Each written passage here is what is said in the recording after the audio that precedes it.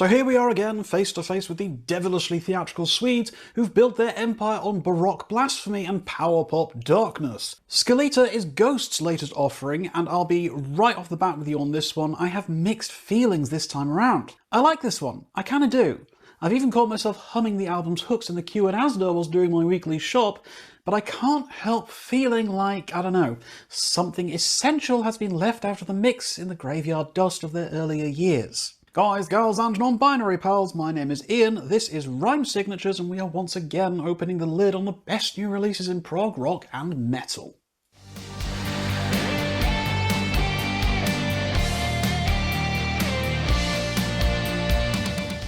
Oh, good old Ghost, the metal band that metal fans seem to love to hate. With their spooky theatrics and disarmingly accessible sound that runs counteractive to their aesthetics, Ghost have become a mainstream smash hit who can book out entire stadiums and whose tickets sell out in mere hours, if not minutes. The Ghost of today is a very far cry from the Ghost I remember discovering back in 2010 though, with their dark, satanic, but admittedly tongue-in-cheek debut album of Opus Eponymous. The atmosphere was sinister, the riffs were evil, the lyricism was wrapped in Latin occult vibes, and the entire experience felt more satanic panic than the modern Ghost with its more Scooby-Doo aesthetic, shall we say.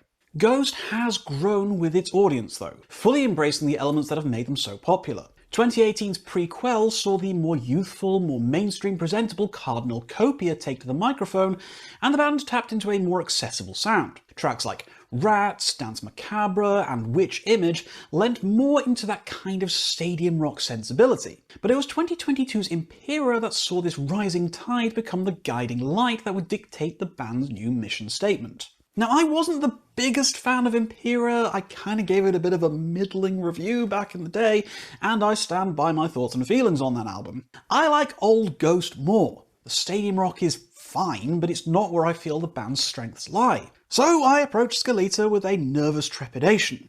Was this going to be a doubling down on the elements of Impera that didn't work for me, or were we going to see a Ghost that glanced, I don't know, backwards a little bit before embarking on the next big leap forwards?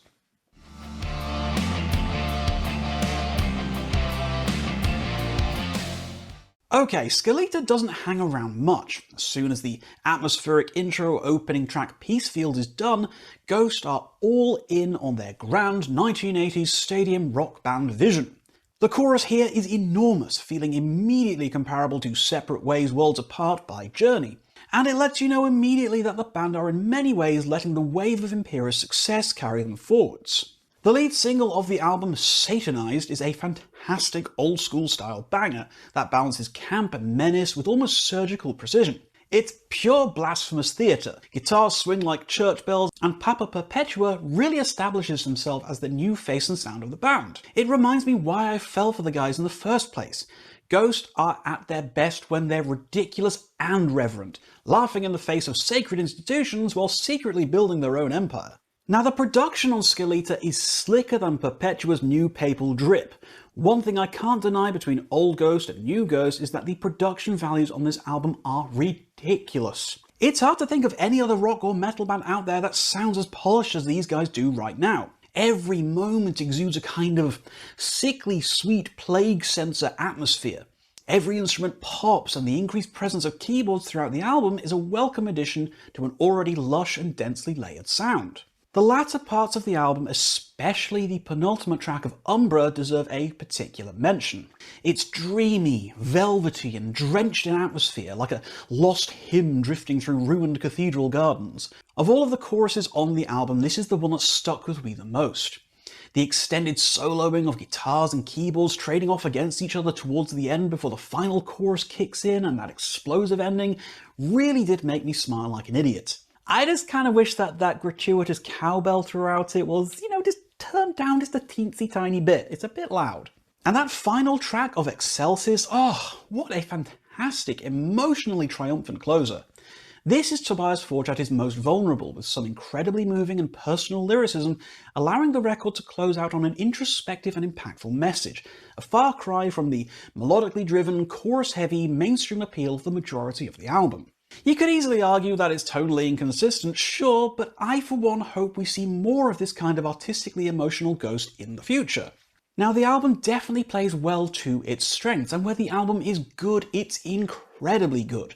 The first 3 songs, all put out as pre-release singles, make for an album that hits the ground running and shows off its strongest hand straight away. But I'll be honest with you all, the momentum doesn't last, and alas, I must now point my finger at my criticisms.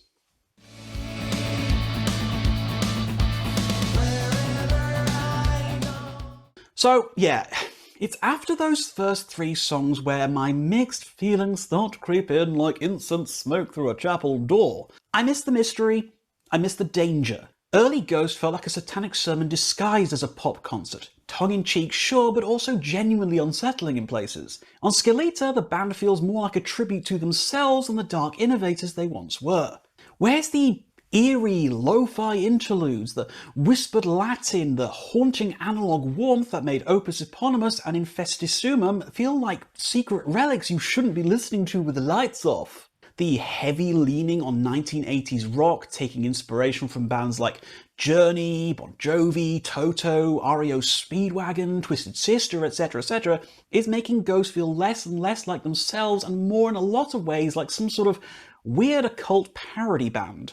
Guiding Lights, De Profundis Borealis, Cenotaph and Missilia Amori feel like a bland smorgasbord of amalgamated parts of other, better constructed songs from more successful bands. There's no real thrill, no identifying marks or distinction to them. It just, I don't know, it feels like bland copy-paste songwriting with choruses that feel right out of the least inspiring of Eurovision entries.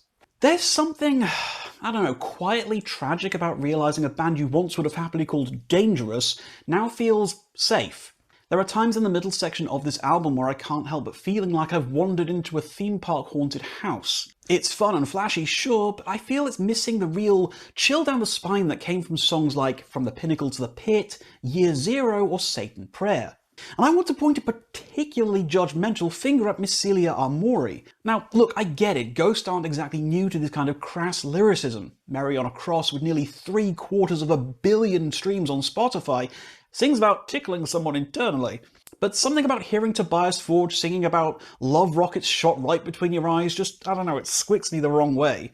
It's like a sleazy B-side from an old Kiss album in the worst possible way, and it joins the likes of 20s as one of the worst and most embarrassing things the band has ever done.